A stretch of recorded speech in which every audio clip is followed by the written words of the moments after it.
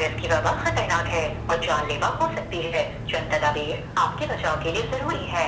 ان میں کئی بار ہاتھوں کو 20 سیکنڈ صابن اور صاف پانی سے دھوئیں. پیشاب بنانا اور دیگر میل جول میں کم سے کم 6 فٹ کا فاصلہ رکھیں.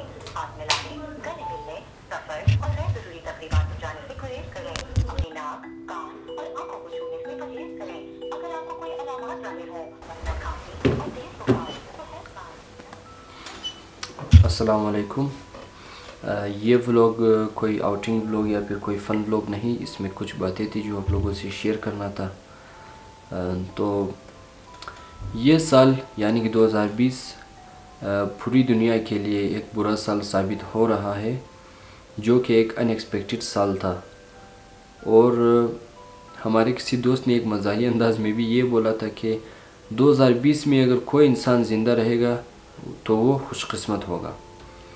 تو یہ بھی ایک سوچنے والی بات ہے، کیونکہ اس سال 2020 میں بہت ایسی ناخوشگوار واقعات ہو چکے ہیں. تو اسی کے ساتھ ایک ہفتے سے میرے جو دو سینسز ہیں وہ کام نہیں کر رہے. ایک ٹیسٹ کی سینس اور ایک اسمیل کی سینس کام نہیں کر رہے. اور میں نے دوستوں سے بھی سنا ہے کہ ان لوگوں کا بھی یہی حال ہو چکا تھا. وہ لوگ بھی ٹیسٹ نہیں کر سکتے تھے، اسمیل نہیں کر سکتے تھے. تو اس ایک ہفتے میں جو بھی چیز میں نے کھایا میں نے اس کا مزہ نہیں لیا اور میں کچھ سونگھ بھی نہیں سکا. آپ نے سنا ہوگا کہ وہ کہتے ہیں کہ you are not grateful of something you have until you lost them. کسی چیز کی قدر اس وقت تک تم نہیں کرتے ہو جب تک کہ تم اسے کھو نہ دو. تو سوچئے اگر یہ حالت پوری عمر رہے تو زندگی کا نہ ہی کوئی مزہ آئے گا، نہ ہی کوئی رنگ رہے گا. تو یہ علامات یعنی loss of tasting and smelling, یہ جو علامات ہے یہ کرونا وائرس کی علامات میں سے ہے. اور پچھلے ہفتے مجھ میں کرونا وائرس کی دوسرے علامات بھی ظاہر ہو گئے تھے، جیسے کہ بخار، کھانسی وغیرہ. تو شاید میرا امیون سسٹم مضبوط تھا، تو الحمدللہ میں نے وہ ریکور کیا. لیکن میں شاید اسے ریکور کر سکوں، لیکن میرے بزرگ جو میرے دادا دادی ہے یا پھر معاشرے میں کوئی بزرگ یعنی یہ ریکور نہ کر سکے. تو جب سے مجھے یہ علامات ظاہر ہوئے، پھر میں نے اس کے بعد زیادہ سے زیادہ اپنا خیال رکھنے کی کوشش کی. یعنی میں لوگوں سے زیادہ نہیں ملتا تھا. اگر ملتا تھا بھی تو گلے نہیں ملتا تھا یا پھر ہاتھ نہیں ملاتا تھا. اور سوشل ڈسٹینسنگ کا خیال رکھتا تھا، ماسک پہنتا تھا اور ہاتھ دھونے کی کوشش زیادہ کرتا تھا. تو اسی طرح شاید میں نے ریکور کیا. لیکن اگر میں اسی طرح اپنے بزرگ افراد سے ملوں، اپنے بزرگ دادا سے ملوں یا دادی سے یا کسی اور افراد سے جو کہ عمر میں بڑے ہیں، تو شاید وہ لوگ بھی اس سے متاثر ہو اور وہ ریکور نہ کر سکے. تو یہ باتیں تھی.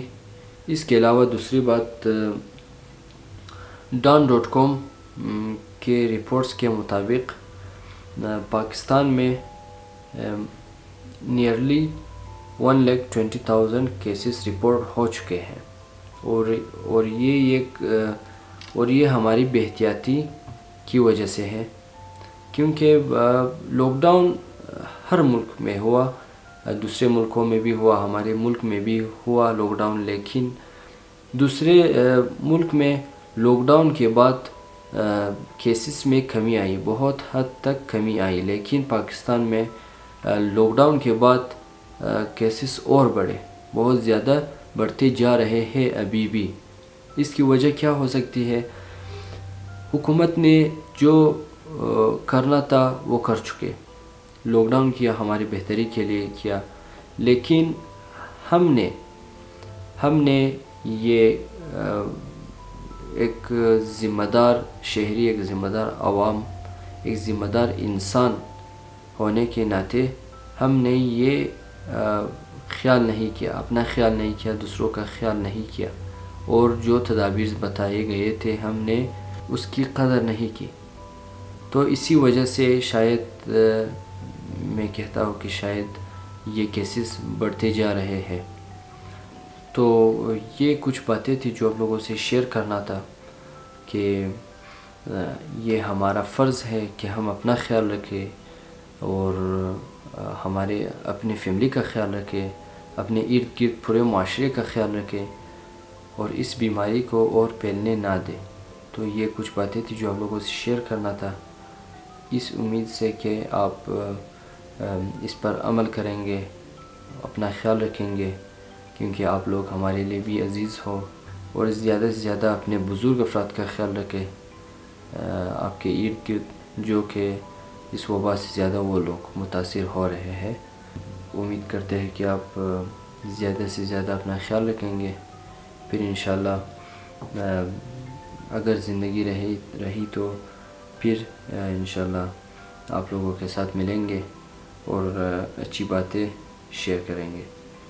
تو اسی کے ساتھ اجازت دیں ہمیں، پھر ملیں گے. اللہ حافظ.